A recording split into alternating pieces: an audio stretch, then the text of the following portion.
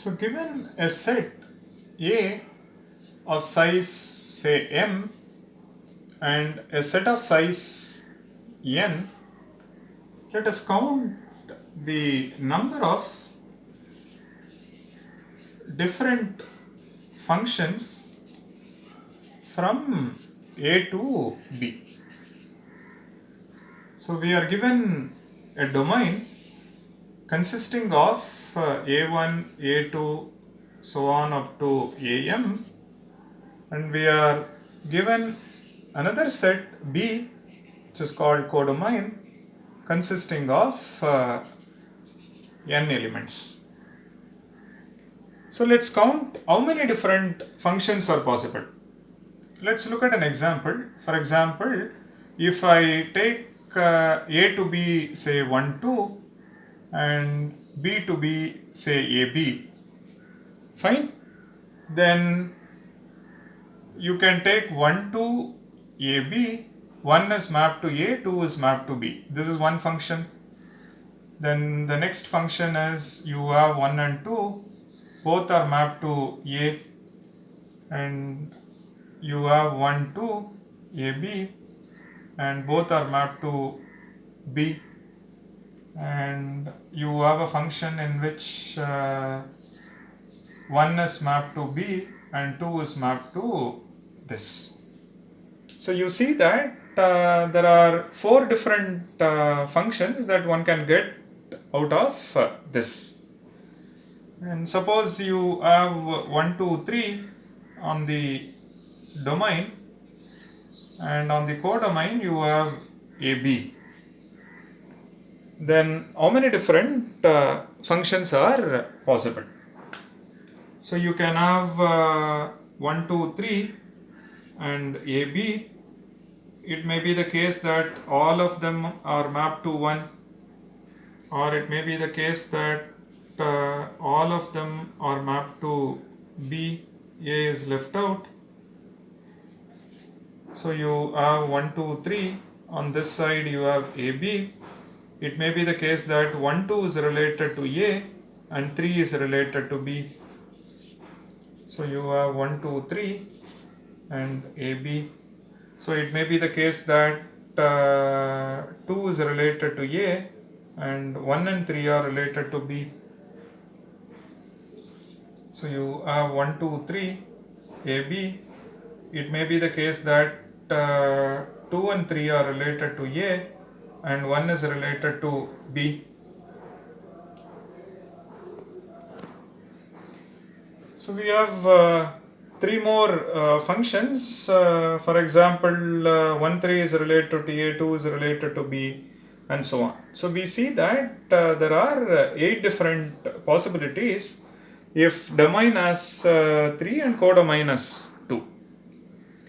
So please note the way we have constructed.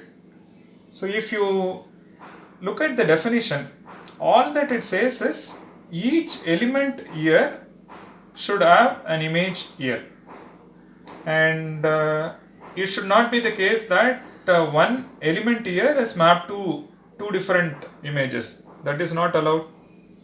And but when you look from codomain, for example, B can be left alone. B need not have pre-image. So it only says from the domain side, for each of them it should have 1. Fine. So which means this can be mapped to any of this. This can be mapped to A, this can be mapped to B, and similarly this can be mapped to any of this, and this can be mapped to any of this. And only thing is, this should not be mapped to both A and B. So this can be mapped to any of them. So in this case, 1 can be mapped to A or B, 2 possibilities. And this one, 2 can be mapped to A or B, again 2 possibilities. 3 can be mapped to A or B, again 2 possibilities. So which means that totally there are 8 possibilities. So it may be the case that 1 is also mapped to A, and it may be the case that 2 is also mapped to A, and 3 may be mapped to A or 3 may be mapped to B. So each of them has got 2 possibilities, so there are totally 8 possibilities. So given a set of size m, given a set of size n, let's take our understanding from this and scale it to this example or an arbitrary one. So this says each of this can be mapped to this many. So which means A1 can be mapped to any of them. So A1 has got n possibilities. A2 can be mapped to any of them. So it has got n possibilities, and like that so on up to this many. Correct? So you see that number of functions from A to B is how many? N into n. How many times we do this? This is m times. So this is basically n power m. So in general, cardinality of B to the power cardinality of A. So number of functions from A to B is cardinality of B to the power cardinality of A. Reason, direct proof or reason, each of this can be mapped to n of them, and there are m over here.